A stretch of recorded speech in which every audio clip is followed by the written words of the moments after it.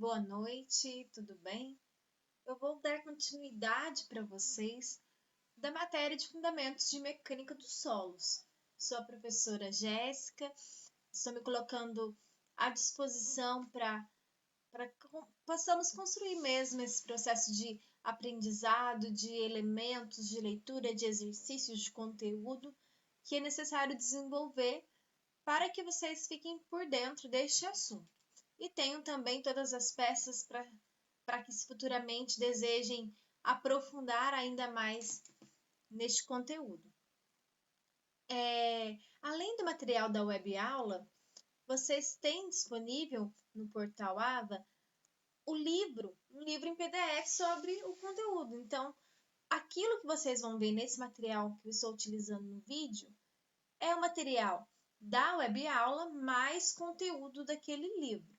Se vocês quiserem baixar o livro, se tiver alguma dúvida, professora, fiquei em dúvida em tal fórmula, em tal conteúdo, baixem o livro lá no AVA, deem uma olhada a mais e também podem me consultar, tudo bem? Hoje nós vamos ver qual conteúdo. Hoje nós veremos a unidade 2, seção 1, primeira parte aqui da nossa aula, e também a unidade 2, seção 2. Vamos começar então com a unidade 2, seção 1, falando aí de solos. O que são os solos? O que forma o solo? Então, o solo é um material natural, encontrado na natureza, não vem de laboratório, né? É um material natural constituído por grãos minerais. Aqueles que estão fazendo ou já fizeram geologia conhecem aí os diferentes tipos de minerais. Então, nos solos nós temos, pelos processos de intemperismo das rochas, né, de dissolução das rochas, vários minerais vão colaborar para a formação do solo e também matéria orgânica, aquilo que vem da vida, decomposição de animais, decomposição de vegetais, ajudando aí na formação do nosso solo. Então, basicamente, a formação do solo se dá aí que eu grifei em vermelho os grãos minerais e matéria orgânica, na maioria das vezes aí. A matéria orgânica está em maior ou menor quantidade. Aqueles que estão na agricultura sabem da importância da matéria orgânica para que um solo seja fértil. Então, não é uma porcentagem constante. Professora, mas e a Constituição, se eu for olhar mais profundamente para este solo? O que nós temos aí, ó? Nós temos que entre essas partículas minerais e a matéria orgânica existem vazios. Então, existem vazios entre esses diferentes tipos de partículas. Esses vazios estão preenchidos apenas por ar? Não. Esses vazios, eles podem estar preenchidos por ar, no caso aqui nós chamamos de gás, e também pode estar preenchido por água. E essa quantidade de ar, de gás, e essa quantidade de água determina alguns índices físicos do nosso solo que nós vamos ver hoje. Um deles, por exemplo, é a umidade do solo. Então, nós vamos aprofundar um pouco nesses índices, nesses elementos, daqui a pouco na nossa aula. Então, nós temos aí, então, os espaços vazios que podem estar preenchidos tanto por ar quanto por água. Continuando aí. Com base nisso que eu acabei de falar para vocês, nós temos que o solo ele compõe, então, um sistema trifásico, um sistema de 3 fases. Trifásico agora fica fácil de entender. Uma fase sólida, né? O que acabamos de ver dos minerais da matéria orgânica.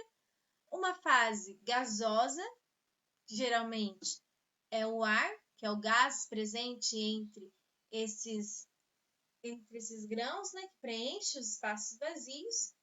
e a fase líquida, que normalmente nós temos aí a água, um líquido, geralmente água, que preenche os vazios entre ou ao redor das partículas sólidas. Entre ou ao redor faz parte da questão dos tipos de água presente no solo, que nós já vamos ver em breve, daqui a pouquinho. Então, sistema trifásico. Se aparecer aí na prova, vamos pensar em prova já. Sistema bifásico, um sistema monofásico? Não, é um sistema trifásico. 3 fases: sólida, gasosa e a fase líquida. Certo? Tá até aqui bastante tranquilo. E em relação a esses tipos de água presentes no solo, o que nós conseguimos diferenciar desses tipos de água no solo? Nós temos aqui 1, 2, 3, 4, 5 tipos de água que podem estar presentes no solo. Sério, isso mesmo, 5 tipos. Água de constituição. Se ficar difícil de guardar o nome, pensa na Constituição Federal. Então, água de constituição. Faço umas analogias meio doidas, mas geralmente ajuda. Pelo menos me ajuda. Se ajudar vocês, vocês anotam ou pensem aí nesse caminho para memorizar. Se não ajudar, descarta. Mas na dúvida, eu vou tentar falar. Então, água de constituição, água livre, água capilar, cabelo, água adesiva e água higroscópica. Constituição, livre, capilar, adesiva e higroscópica. O que seria a água de constituição? Constituição é aquilo que faz parte da própria matéria do solo, dos elementos que compõem o solo, da terra, né? O que poderíamos dizer? Dos grãos minerais, dos grãos de matéria orgânica, quando essa água está presente na formação desses materiais. Então, quando a água está na constituição do solo, quando a água está presente nos minerais e nos grãos de matéria orgânica. Esta água é a água de constituição. É uma água livre? Não. Ela faz parte da formação desses elementos. Já a água livre é o contrário. É aquela que está localizada em determinada parte do terreno. Aquela que ela tem liberdade de se deslocar. Certo? Água capilar. A água capilar, ela migra de uma porção de solo para outra porção através dos interstícios, dos vazios entre os grãos. O que seria isso? Por que o nome capilar? Esta água, ela é uma água que ela caminha contra o sentido da gravidade. Alguns locais, eles até aproveitam esta água que sobe pelo terreno para poder fazer plantações e aproveitar que não precisa colocar irrigar tanto aquele local. Mas por que essa água ela vai contra o sentido da gravidade, sendo que o sentido normal é a infiltração, é para baixo? Por quê? Justamente pelo nome, capilar, os interstícios, os espaços entre os grãos são muito finos. Pensa no fio de cabelo, algo muito fino. Então, devido a isso, as forças de interação na superfície dos grãos faz com que exista uma espécie de sucção, de atração desta água para cima. Então, nós temos aí água capilar. Eles formam uma espécie de franjas da água, de vários filetes de água ao longo do terreno subindo. Tudo bem? Ficou tranquilo esse conceito? Então, já temos água de constituição, água livre, água capilar, a água adesiva.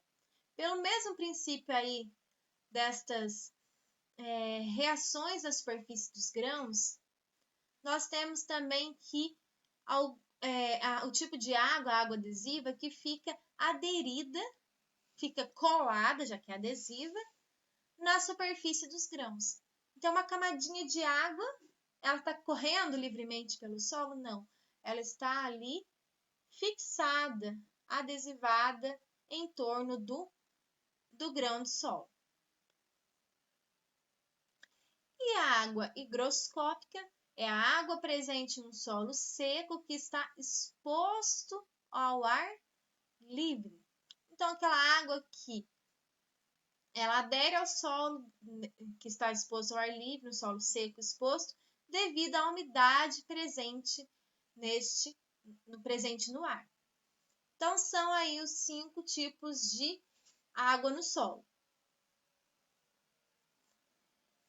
E por que, professora, é tão importante que conheçamos os tipos de solo, as características do solo, principalmente aí na construção civil? Um exemplo dentro da construção civil são as fundações. Se você não conhece as características do solo dentro da construção para executar uma fundação, este solo a construção feita, ela pode ceder. Os solos, dependendo das suas características, eles precisam receber o tratamento adequado antes da construção, que não é o foco aqui da matéria, mas um tratamento adequado, ou uma técnica construtiva adequada. Mais profundo, menos profundo, né? Os diferentes tipos de técnicas de construção aí. Então, aqui é um exemplo de uma obra, quando não é feito esse estudo adequado do solo, né? Vamos considerar que aqui seja esse motivo, a técnica incorreta e a obra aqui cedendo. Ok? Cheia de trincas. Por isso, nos projetos de engenharia, desde o início das atividades, nós temos que definir bem as principais características geológicas, as principais características do solo e orientar o projeto e fazer com que esse projeto ele seja encaminhado de acordo com as possibilidades, as aptidões naturais daquele local. O que aquele local aguenta e aquilo que aquele local não aguenta. Então, o projeto deve considerar esses elementos. E quando você faz isso, na hora de fazer um projeto de engenharia, vai obter um empreendimento econômico, harmônico com a natureza do terreno e seguro. Econômico. Você entende bem o que acontece com aquele terreno. Você consegue fazer uma economia de material, de técnica, até mesmo se você tem algum tipo de falha durante a execução, você ter que recomeçar é um grande prejuízo. Prejuízo na parte financeira e prejuízo também de tempo para a execução da sua obra. Então, temos aqui esses elementos. Uma boa análise, vamos ter aí algo que vai ser econômico, harmônico com a natureza e também seguro. Analisando aí as fases do solo, como nós vimos agora há pouco que o solo é trifásico, nós temos aí a parte gasosa, a parte líquida e a parte sólida.